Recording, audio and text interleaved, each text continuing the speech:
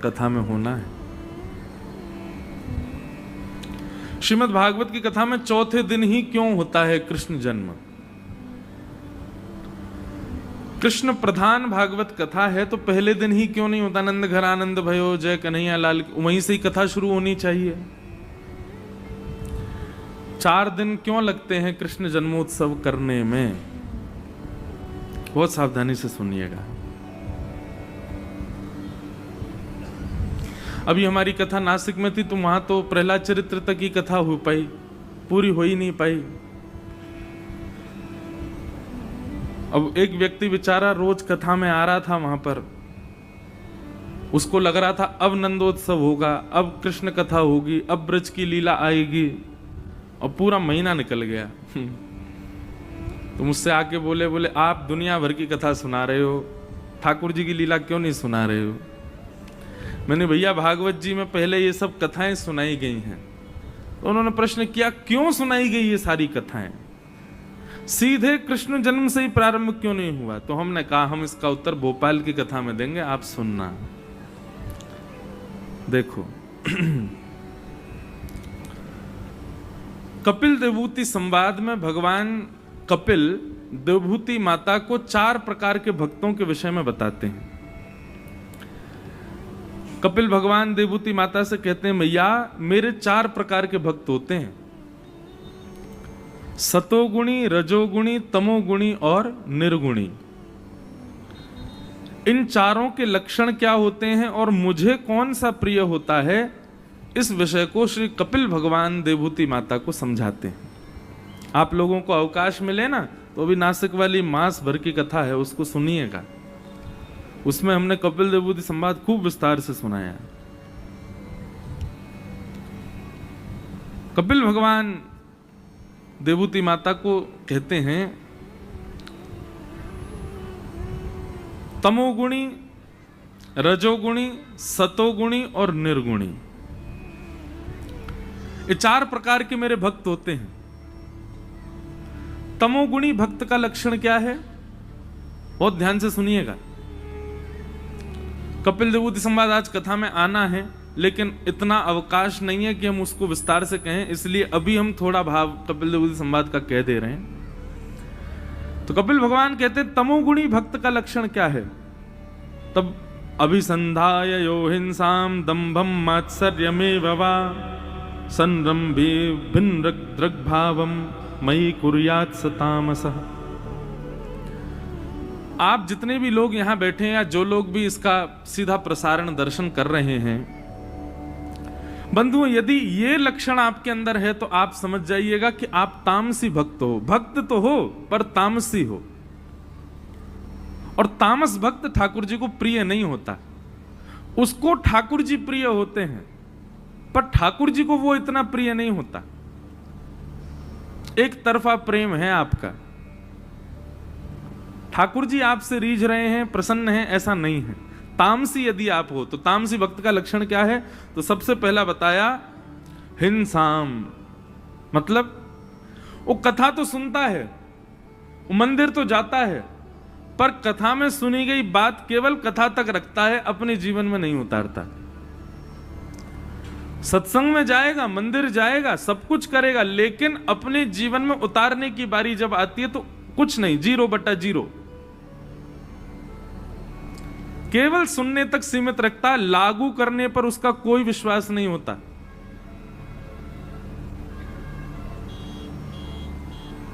ऐसे व्यक्ति को तामसी भक्त कहा जाता है।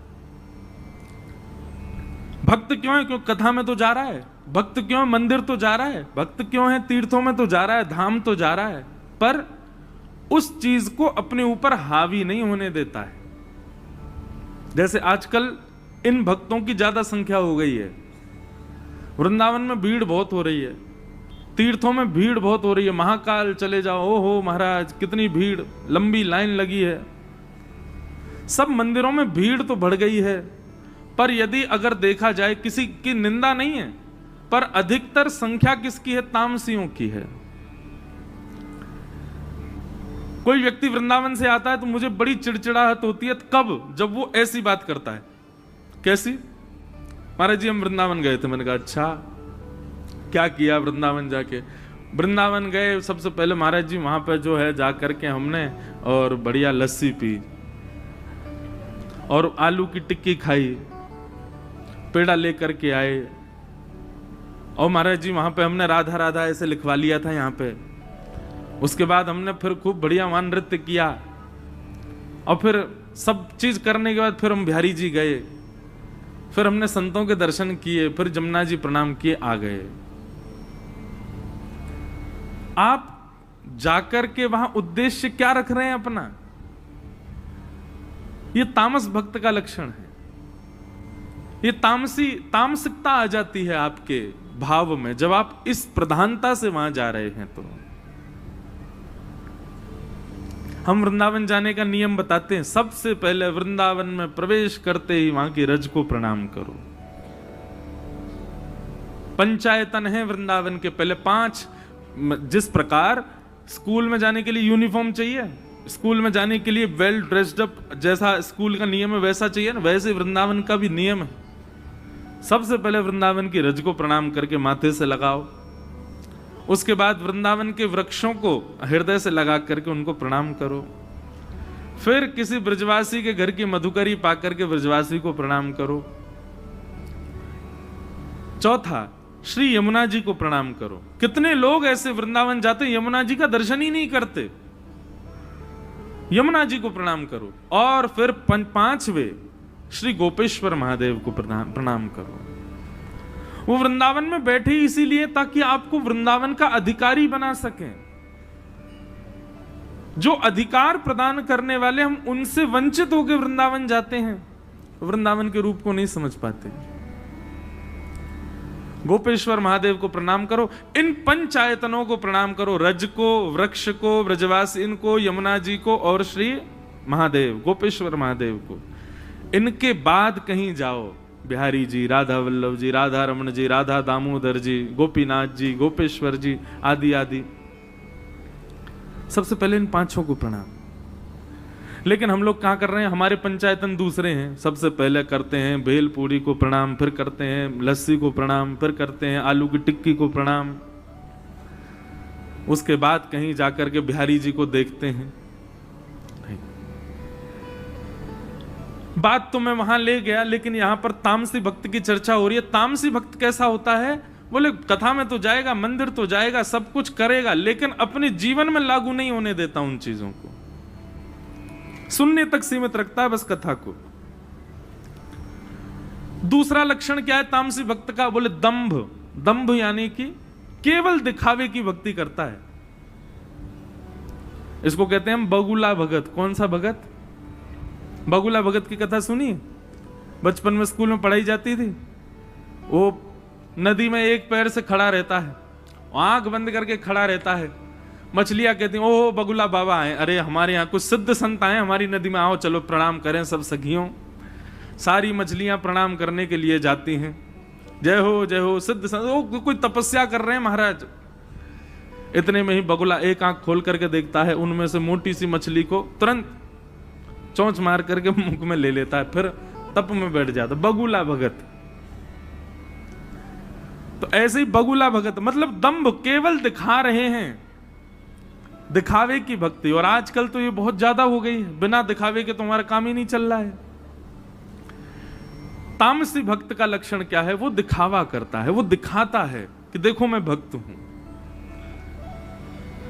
तीसरा लक्षण बताया मात्सर्य में बाबा। मात्सर्य मतलब पहले दिन भी कथा में बताया गया, दूसरे के प्रति ईर्ष्या। अपने दुख से दुखी कम है, दूसरे के सुख से ज्यादा दुखी है। वो इतना सुखी क्यों है? और इसीलिए वो गणेश जी के पास, महाकाल भगवान के पास जा रहा है, क्योंकि वो सुखी क्यों है, नाथ मैं क्यों नहीं हूं। हे महाकाल भगवान, आपने पड़ोसी पे बहुत कृपा कर रखी है, उसके यहां बहुत बढ़िया चल रहा है सब कुछ, हम पे कब करोगे नाथ। दूसरे के प्रति ईर्ष्या की भावना रख के जो ठाकुर जी की शरणागति में जाता है, शरण में जाता है, तो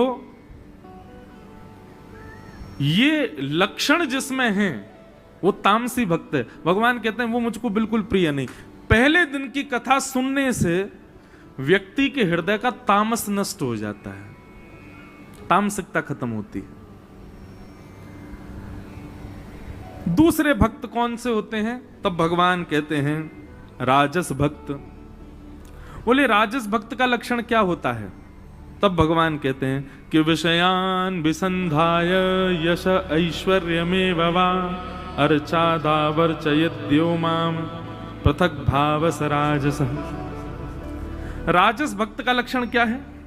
बंधुओं देखो, अगर आप तामसी हो तो आपका संकल्प है कि आपको राजस बनना है। कहीं आप राजस हो तो आपका अगला स्टेप है कि आपको निर्गुण बनना है। और अगर आप निर्गुण में हो तो आपको राजस हो तो आपको सतोगुणी बनना, और सतोगुणी हो तो आपको निर्गुण बनना है। इसलिए जिन जिन भावों को आप यहां सुन रहे हैं, अपने आप पहचान जाइए आप कौन से हैं और उस भाव को ठीक करने का प्रयास करो। राजस भक्त का लक्षण क्या है? तब भगवान कहते हैं सबसे पहली बात, विषय। बिना किसी विषय के मेरे पास कभी नहीं आता।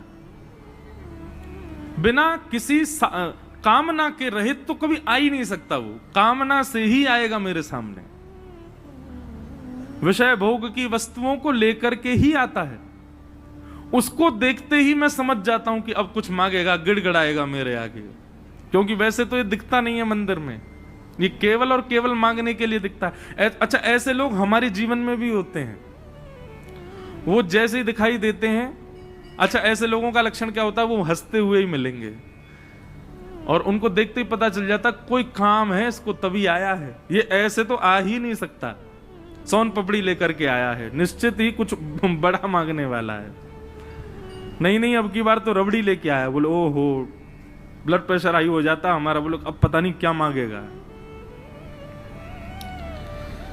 ऐसे कई लोगों के नंबर भी होते हैं, उनके फोन जब आते हैं तो हमारे हाथ पांव कांप जाते, कुछ जरूर इसका कोई काम होगा तभी फोन किया है, ऐसे तो कभी करता ही नहीं याद। ऐसे ही बंधुओं, ठाकुर जी भी घबराते हैं इनसे, राजस भक्तों से। क्यों? जैसे ही ये आते हैं तो भगवान एक प्रकार से ये कह देते हैं, मंदिर में से मैं ऐसे भागता हूं, केवल मेरा पाषाण रहता है वहां पर, मैं तो रहता ही नहीं। क्यों? इस पर केवल काम मांगने का है।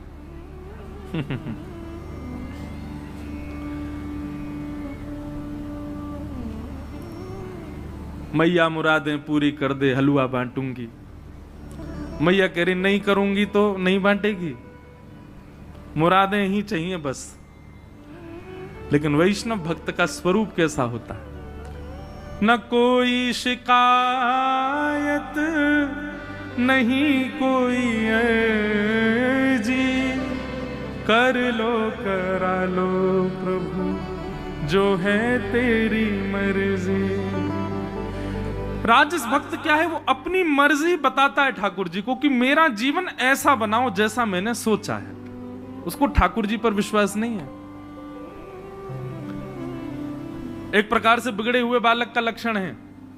वो माता पिता से कहता, आप जो चाहते हैं वो नहीं करूंगा, जो मेरी इच्छा है वैसे मुझको रहने दीजिए, और उसी के लिए जिद कर रहा है। ऐसा बालक भी श्रेष्ठ नहीं माना जाता, तो भक्त श्रेष्ठ कैसे हो सकता है? जो ठाकुर जी से प्रार्थना कर रहा है मेरा जीवन ऐसा हो। तो सबसे पहली बात भगवान कहते हैं कि बिना विषय के ये मेरे सामने कभी नहीं आता, राजस कोटि का भक्त। और इसकी कामना में सदा दो चीजें होती हैं, यश और ऐश्वर्य। ये केवल यश और ऐश्वर्य मांगने के लिए ही मेरे पास आता है।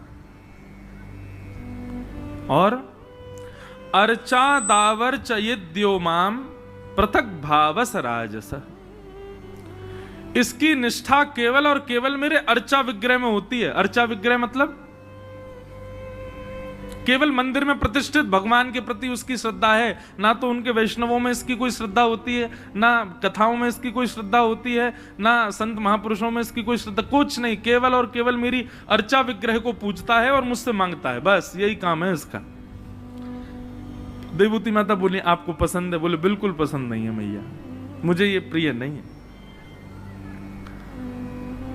तो पहला तामस भक्त, पहले दिन की कथा जब आप सुनते हैं तो आपके अंदर किंचित भी अगर तामसिकता होगी ना तो वो नष्ट होती है। दूसरा भक्त कौन है? राजस भक्त। जब आप दूसरे दिन की कथा सुनते हैं तो आपके चित्त से राजसत्व नष्ट होता है। तीसरा भक्त कौन है? बोले सात्विक भक्त। सात्विक भक्त का लक्षण क्या है? भगवान कहते हैं ये तामस और राजस से थोड़ा अच्छा है। सब लोग सावधानी से सुनो, इधर देखो, कथा सुनो। सात्विक भक्त का लक्षण क्या है? बोले कर्म निर्हारमुद्दिश्य परस्मिन् वा पदर्पणम् यज्ञेदष्टव्यमति वा पृथक भावस सात्विक। सात्विक भक्त का लक्षण क्या है? बोले कर्म निर्हारमुद्दिश्य। बोले मैया ये अपने कर्म पर विश्वास रखता है और कर्म में इसको सफलता मिले, कर्म स्वयं करेगा, परिश्रम स्वयं करेगा, केवल मुझसे कृपा की आकांक्षा करता है कि नाथ मैं ऐसे ऐसे ये काम कर रहा हूं और मैं करूंगा, खूब परिश्रम करूंगा, सफल होने का प्रयास करूंगा, नहीं सफल हो पाया तो कोई चिंता नहीं है, बस आप कृपा बनाए रखना। ये मुझसे सफल होने की भी कामना नहीं करता, ये कहता है सफल ना भी हूं तो चलेगा लेकिन मैं प्रयास पूरा करूंगा, आप मुझ पर कृपा रखना, दृष्टि रखना। कर्म निर्हार मुद्दिश्य परिस्मिन् वा तदर्पणम। और मैया इसका दूसरा लक्षण क्या है? ये कर्म तो करता है अपने बल पर, मेरे से कहता है केवल कृपा रखना, और जब कर्म इसका सफल हो जाता है ना तो सफल होने पर ये सारा श्रेय मुझी को दे देता है कि ठाकुर जी की कृपा से हुआ, मैंने कुछ नहीं किया। देवभूति माता बोली फिर तो ये आपको बहुत अच्छा लगता होगा। ठाकुर जी बोले मतलब हां प्रिय है पर इतना प्रिय भी नहीं है, अच्छा लगता है पर इतना ज्यादा अच्छा नहीं लगता। देवभूति माता बोली तो फिर आपको अच्छा लगता कौन है? तब भगवान चौथे भक्त का लक्षण बताते। तो तीसरे दिन की कथा जब आप सुनते हैं तो आपके भीतर जो सात्विक लक्षण है वो सात्विक लक्षण भी समाप्त हो जाता है। प्रथम दिन की कथा से तमोगुण नष्ट होता है, द्वितीय दिन की कथा से सतोगुण शांत होता है और तीसरे दिन की कथा से रजोगुण, तमोगुण और सतोगुण तीनों 3 दिन की कथा से शांत हो जाते हैं। और जैसे ही ये 3 दिन की कथा से तीनों गुण समाप्त होते हैं, तीनों गुण चले गए तो फिर क्या बचा? बोले कुछ नहीं बचा। तो आपका चित्त कैसा हो गया? बोले निर्गुण। कैसा हो गया? निर्गुण। और जैसे ही आप निर्गुण होते हैं तब चौथे दिन श्री कृष्ण का प्रादुर्भाव होता है, क्योंकि यही ठाकुर जी को प्रिय है। आप राम कथा सुनो, वहां पर भी चौथे दिन राम जन्म होता है, वहां पर भी 3 दिन तक दुनिया भर की बातें, ज्ञान, वैराग्य, भक्ति सुनाई जाती है ताकि आपके चित्त से सतोगुण, रजोगुण और तमोगुण तीनों शांत हों। जब आप निर्गुण हो जाओगे तब आपको कथा में कृष्ण जन्म, राम जन्म मिलेगा। अब सुनो निर्गुणता किसे कहते हैं। अगर आज भी ऐसे नहीं हुए जैसा निर्गुण को होना चाहिए तो क्षमा कीजिएगा, आपका तन प्रवेश कर रहा है चौथे दिन की कथा में, मन बुद्धि प्रवेश नहीं कर रहे हैं। निर्गुण भक्त का लक्षण क्या है? तब भगवान कहते हैं कि लक्षणम भक्ति योगस्य निर्गुणस्य